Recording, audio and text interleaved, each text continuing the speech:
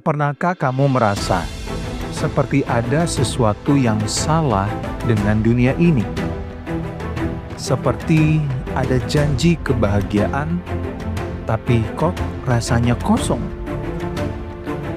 Kita diajarkan kalau dunia ini bisa menjadi tempat yang sempurna, tanpa penderitaan, tanpa batasan, tanpa aturan ketat.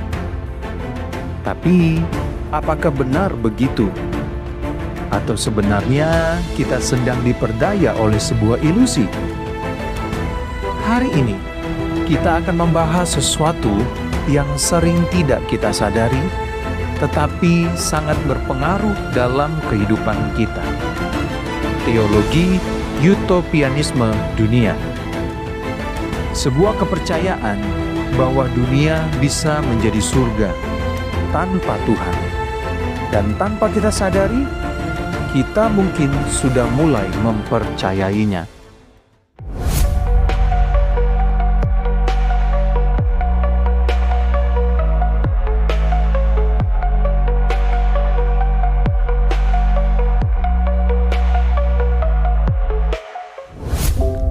Oke, mari kita bahas dulu. Apa sih utopianisme dunia itu?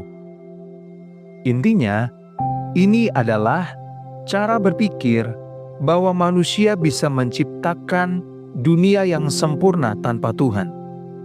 Sebuah dunia tanpa penderitaan, tanpa konflik, tanpa batasan moral yang menghambat kebebasan. Kelihatannya keren kan? Tapi tunggu dulu. Coba pikirkan, sepanjang sejarah, manusia selalu mencoba membangun dunia sempurna ini. Dari berbagai ideologi, revolusi sosial, hingga perkembangan teknologi yang katanya bisa menyelesaikan semua masalah manusia. Tapi, apakah berhasil?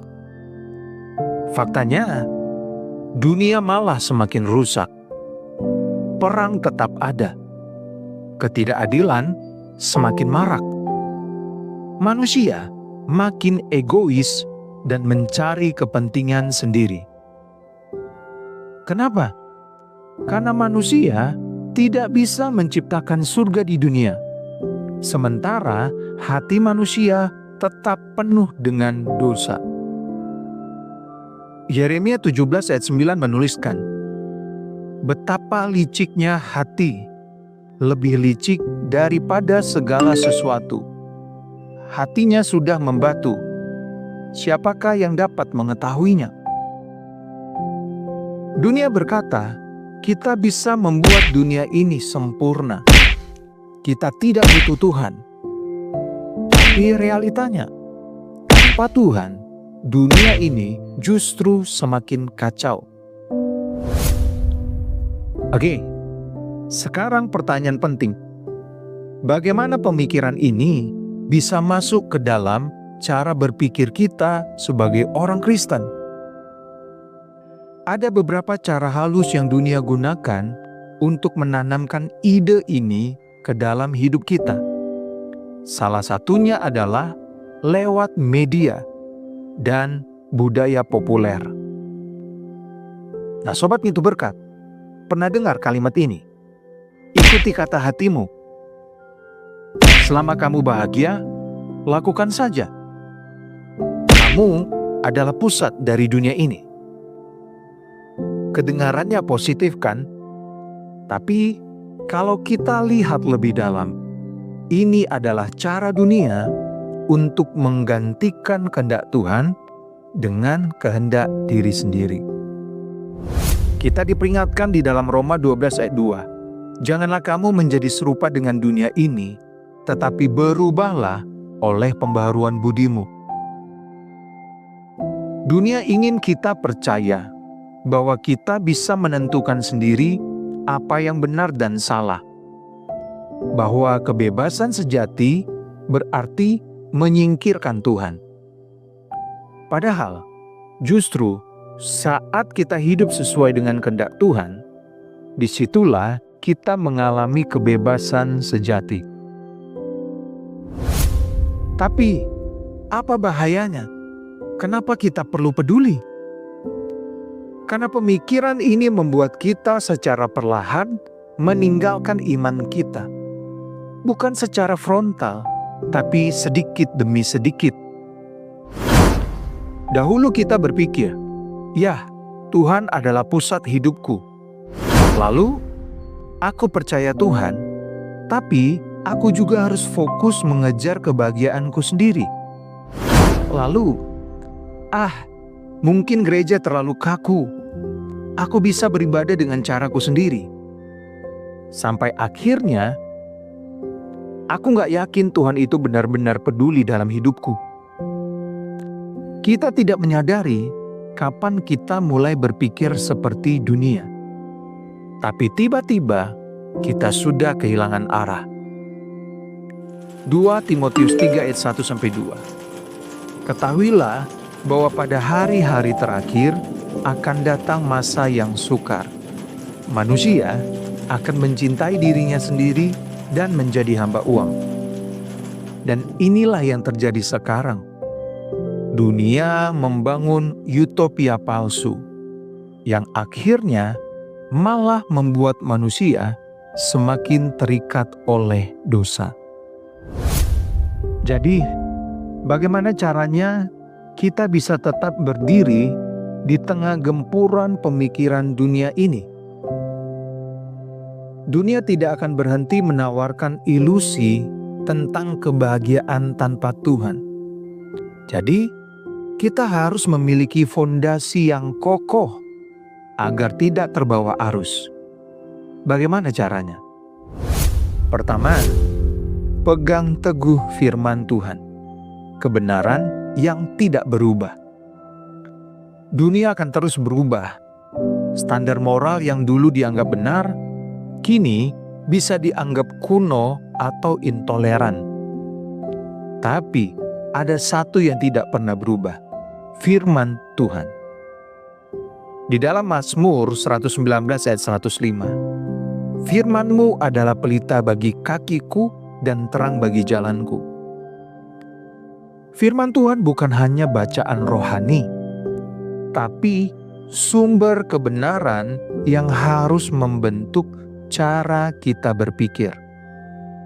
Jika kita tidak menjadikannya pegangan, kita akan terseret dalam kebingungan dunia.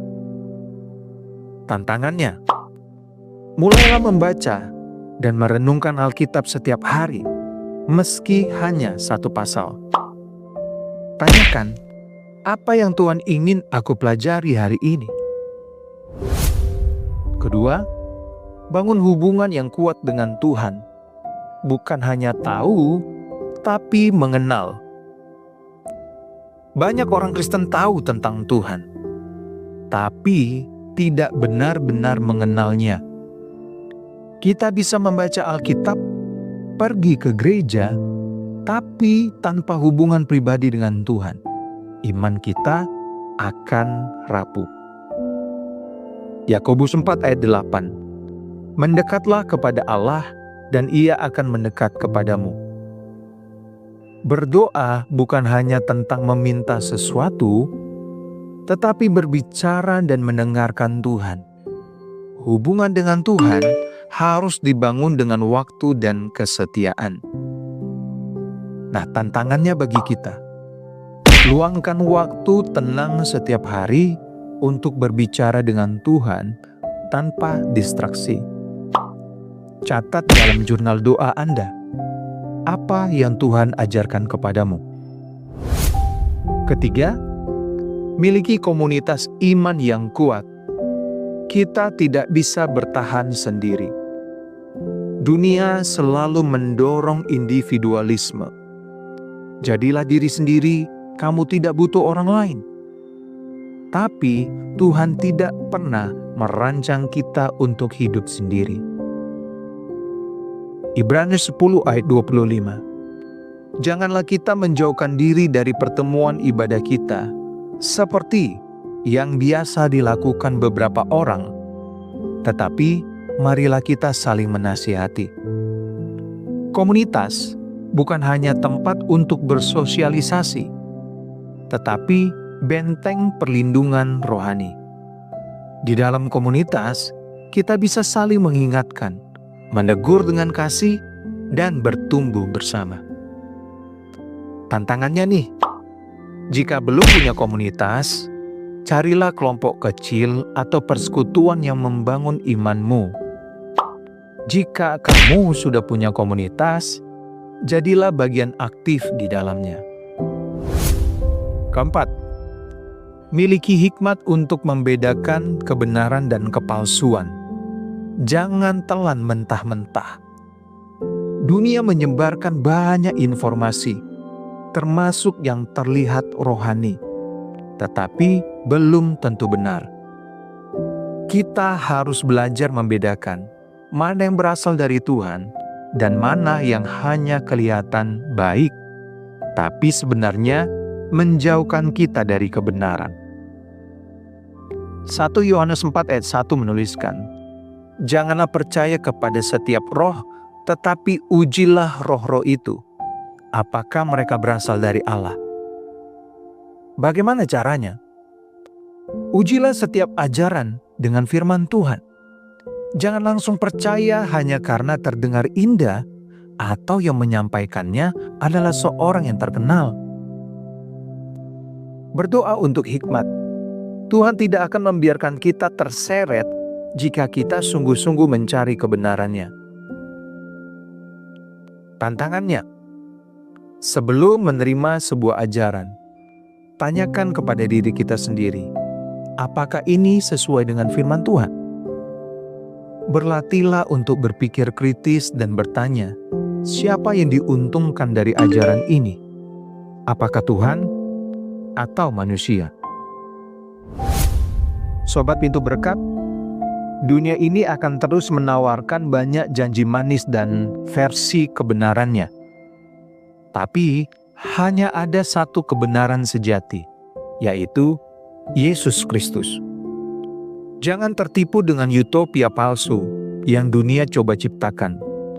Jika kita ingin bertahan di tengah gempuran pemikiran dunia, kita harus berakar dalam firman, membangun hubungan dengan Tuhan, hidup dalam komunitas iman, dan memiliki hikmat untuk membedakan kebenaran dari kepalsuan. Apa pendapat kalian? Pernahkah kalian merasa sulit membedakan antara nilai dunia dan nilai Kristiani? Apakah kalian juga melihat bagaimana dunia mencoba menarik kita menjauh dari Tuhan? Apa yang menurut kalian paling menantang dalam mempertahankan iman di dunia saat ini? Silakan tulis di komentar. Dan jangan lupa bagikan video ini ke teman-teman kalian. Tuhan Yesus memberkati.